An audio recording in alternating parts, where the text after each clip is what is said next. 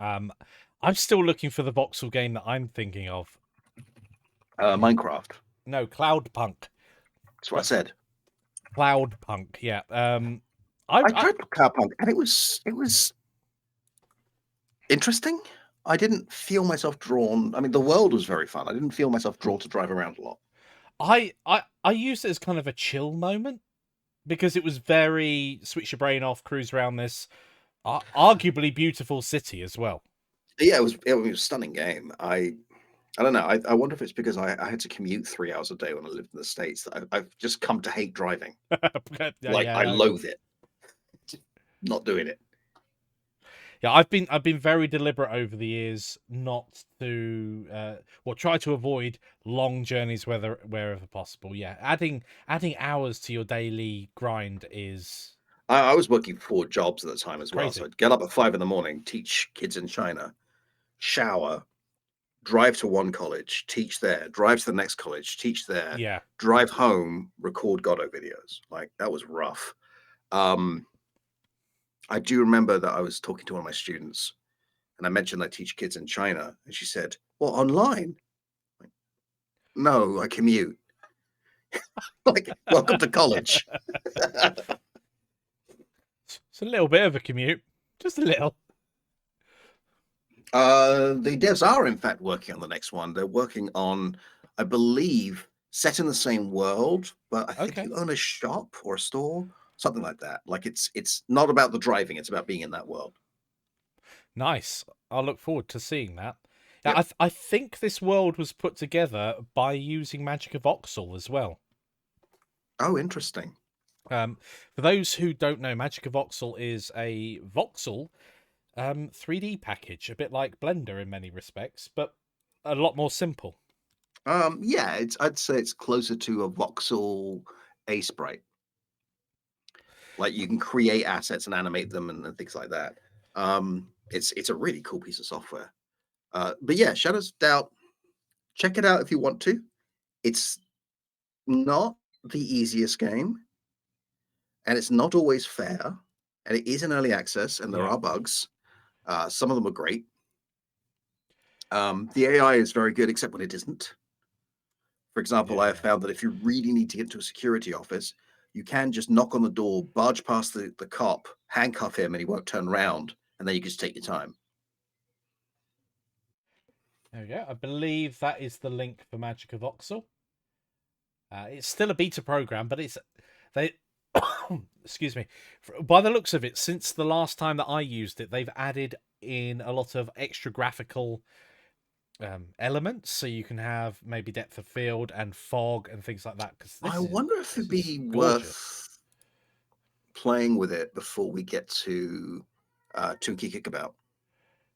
Quite possibly. I mean, some of the things on here obviously have taken people a long time to put together. A bit like building something manually in Minecraft. Mm. But the stuff in here, from the last time I played with it as well, I'm just having a look at some of the demo slides here. In fact, you know, with the magic of the interwebs, I can do this. And you guys can still... Can I zoom in on this? Will it allow me to? I don't know, but I have to give Izcat some water now, so be right back. Yeah, I'm just having a look at these, and I'm just to think these are just like Minecraft cubes is amazing. I mean, it shouldn't be amazing, not for me, but I love this sort of stuff. The way that your brain can fill in the gaps in the information that it just isn't there, and some of these are absolutely gorgeous. I mean, obviously there's some artistic stuff going on here with the blue and the contrary orange color and I could the do that. I just don't want to. yeah. It's But very cool. but I mean, this is just if you wanted to build up a level and have this voxel style, this is an amazing way of doing it. And you can actually export this and start using it straight away over in Blender. So you can create things, and then if you prefer Blender for some certain aspects, perhaps rendering out, you can go ahead and do that over there. But yeah, I some of need to these are I need to gorgeous. play around with this because I know that you can animate with this to make animated Yeah, characters. I'm wondering how that works with import. Like, I'd love to yeah. see how that works because that could be an interesting way of dealing with Especially if it some aspects. allows you to export as like a GLTF with all the texture data that you've generated, or maybe even it might use, I've forgotten the word for it now, where you have the color information on the vertex colors. It might. Right, we got there in the end. Hi guys, I'm awake, honest. That was real time. That was real time, Mikey Brain. I mean, mine does that all the time, but still, that was great. Oh dear. But yeah, it seems to work really well. I mean, it used to work really well with Godot. I'd love to play around with the animation stuff. Although that's not the priority right now. First, I've got to do Spooky Bricks, and once I get the RPG assets, the castle assets, start making the dungeon generator course. So yeah, loads to look forward over the next couple of weeks. What we're going to try and get back into is, because we started it last year, we started doing sort of like a weekly, once every week we do something slightly. Before you mention that, the Godot Jam is back, and they've asked if we can do one on Monday. Next Monday. So I'll do Monday. Okay. Yeah. So yeah, the plan is to get back into it through sickness and other life getting in the way. We kind of took a little bit of a break from it, but we'll get back into a weekly pattern of a general chat like this, an update on week 1. This is week 1. Week 2 can be Godot. Week 3 Blender, and then week 4 is kind of a chill week, and then we just go back around. Is that where you just play a bunch of like ambient and? I mean, actually, yes. I was practicing the other day and seeing whether the streaming would do music. So maybe we'll have a music stream one and just like chill. Alternatively, if you do smooth jazz, I'm out. Maybe not. I'm not a big fan of smooth jazz. I'm not a fan of jazz, period. And I hear the talent, and I like that people like it. I don't. I have people explain to me, "Oh, you just haven't heard good jazz," to which I say, "You just haven't heard good death metal."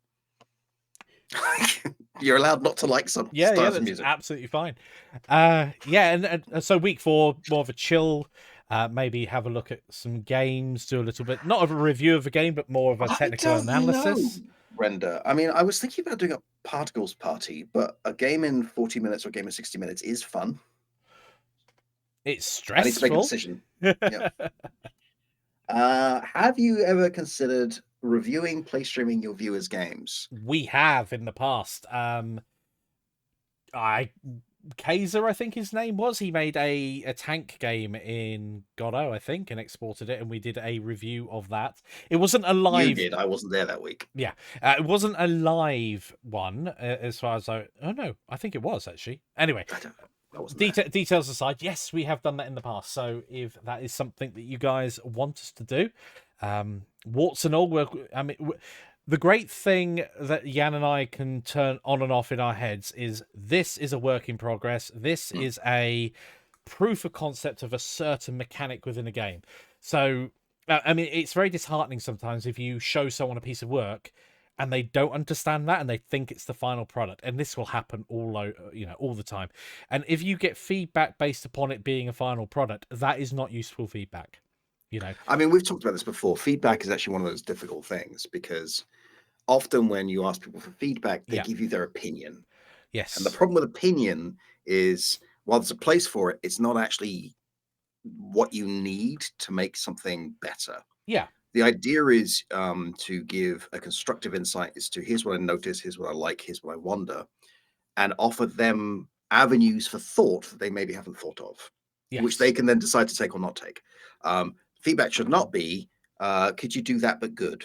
Or it needs to be more fun. It has to be actionable, ultimately. That doesn't look good. Well, why do you think... And of course, one of the best things is making sure you've got permission to give feedback.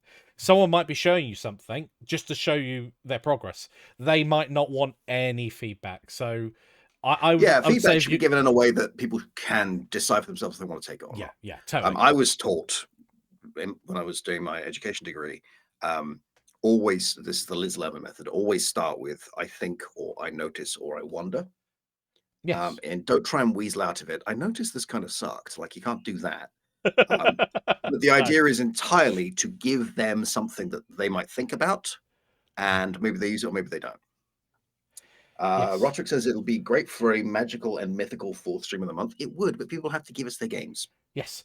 I will make a note to remind myself to make a note to remind myself to finally ask you guys over on the Discord if there is something you want to show and tell. Of course, it doesn't have to be a game. It could be a piece of artwork that you're working on, 2D, 3D, or otherwise. So that's Interpretive dance. maybe. I'll let you take lead on that one. If we get any interpretive dances going your way. I mean, you don't have to know anything about it. You just have to think, notice, and wonder. I wonder if Jan would like to take a look at this. You're not allowed to weasel out of it.